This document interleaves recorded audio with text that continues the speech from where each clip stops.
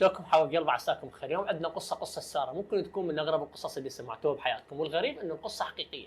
حصلت بأحد المدن في الولايات المتحدة الأمريكية. قبل لا نبدأ بالقصة اضغط على لايك ومشاركة واشترك بالقناة واكتب لنا تعليق تشجيع عنا حتى نستمر بهاي السلسلة. وهسه يلا نبدأ بالقصة. بدأت القصة عندما كان عمر سارة 18 سنة، وكانت تعيش حياة عادية مع أمها وأبوها وأخوها هانو وأختها الصغيرة هانا. إلى أن جاء ذاك اليوم. كانت سارة من أشد المعجبين بمواضيع الجن وأشياء قصص الرعب، فكانت تقرأ كثيرا في هذا المجال ومهتمة به كثيرا.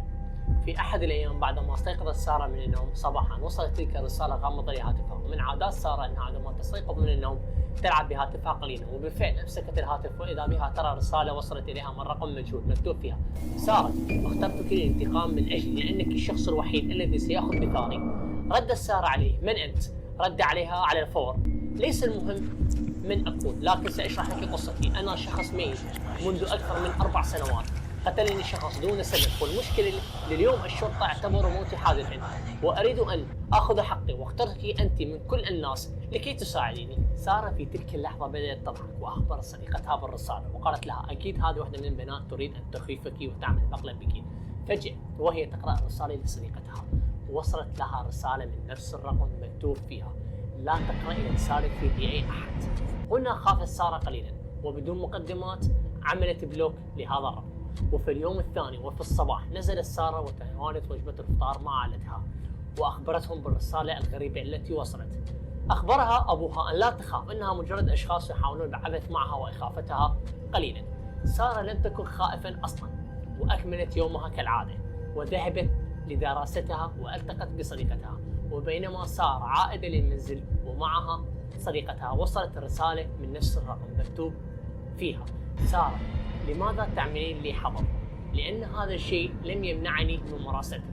سارة في هذا الوقت استغربت: كيف يستطيع مراسلتي من نفس الرقم وأنا قمت بحظره من الأمس؟ ردت عليه سارة: من أنت وماذا تريد مني؟ رد عليها: أسألك للمرة الثانية، هل أنت موافق على الأخذ بثاري؟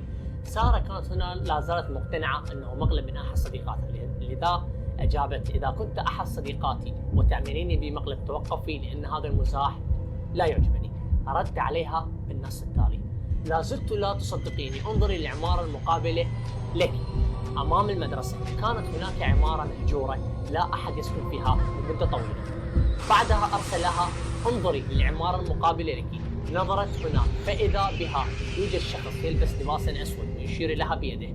الشيء الطبيعي اللي فعلته سارة هو أخبرت صديقاتها وقالت لها: انظري للعمارة، انظري لهذا الشخص الذي يشير لي.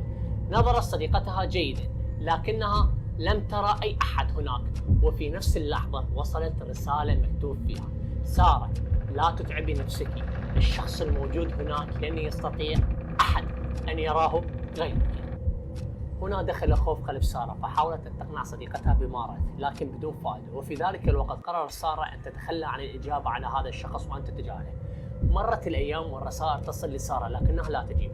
وفي هذا الوقت وصلت رسالة غريبة لسارة مكتوب فيها: سارة، غدا سيكون أول إنذار لك. سارة لم تهتم للكلام وقالت هذا كذب ويحاول أن يخفي فقط. في الغد استيقظت سارة وكان كل شيء عادي وطبيعي. ذهبت للمدرسة والتقت بصديقتها وكان كل شيء اعتيادي. عادت لمنزلها وإذا بهاتف أبيها يرن. تحدث أبوها قليلا في الهاتف، فإذا به علامات الرعب على وجهه. الاتصال كان من المستشفى، يخبرونها أنه ابنه هاري موجود فيه. بعدها أصيب بحادث سير وهو الآن في حالة حرجة وصعبة. سارة في تلك اللحظة تذكرت رسالة الشخص والإنذار والتهديد اللي أعطاها لها.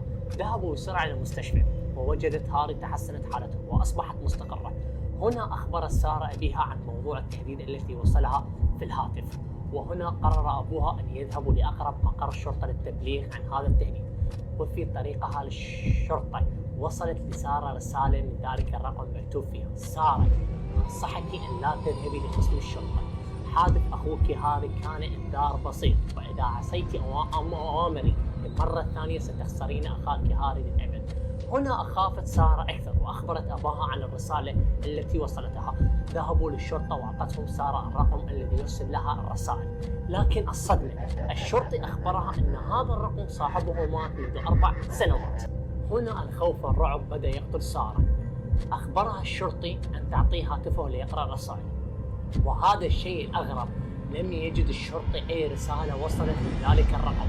ففزعت سارة وبدأت تقول لو كانت الرسائل في الهاتف قبل قليل ما حدثت. هل حذفت؟ الشرطي في هذه اللحظة بدأ يشك في كلام سارة وظنها مجرد مجنونة ومريضة نفسيا توهم الأشياء، ولم يستطيع أن يكمل البلاغ لأنه لا يوجد دليل.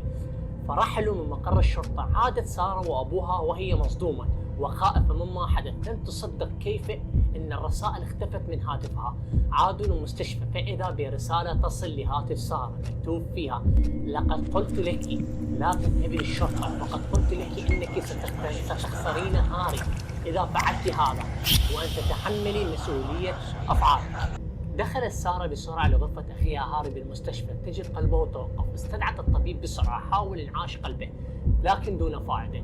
أخبرها أخوها هاري قد توفي. جن جنون سارة وبدأت تحمل نفسها مسؤولية ما حدث. والأغرب أن الطبيب أخبرهم أن حادث هاري من أغرب ما رأى في حياته، وحتى الشهود على حادثه لم يروا السيارة التي صدمته.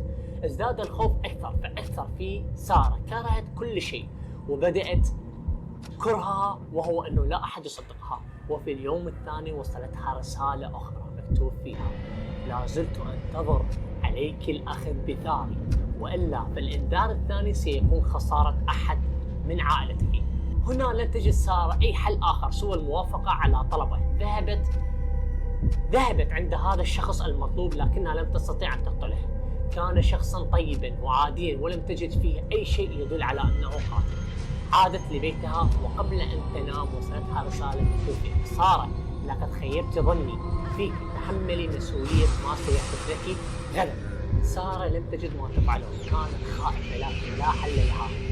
في اليوم الثاني ذهبت للمدرسة وهي متعبة ومنهكة مما حدث لها. عند عودتها للمنزل وجدت أبوها وأمها خائفين بسبب أن أختهم الصغيرة هانا لم تعد للمنزل من المدرسة. هنا جن جنون سارة وبدأت تصرخ: هو من فعلها، يجب أن أقتل ذلك الشخص وهو الحل، يجب أن أقتله. عائلتها خافت منها وعرفت أنها أصبحت مجنونة. اتصلوا بالإسعاف وأخذوها معهم، وبعد مدة تم إدخالها لمستشفى الأمراض النفسية.